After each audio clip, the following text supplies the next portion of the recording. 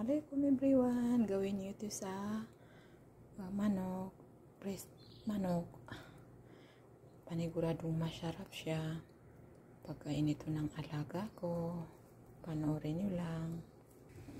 Yan na guys, ilalagay ko. Paniguradong mainit yung kawali. At mainit, maliit yung apoy. Ating takpan. Ito guys, luluto din ako ng cauliflower. Ayan na guys, ang luto ko. Ihahanda ko sa aking alaga. Kakain siya ng alas 4:30. Hindi na nung oras na 3:59. May 30 minutes pang natitira.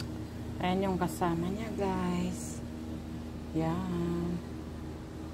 Ganyan.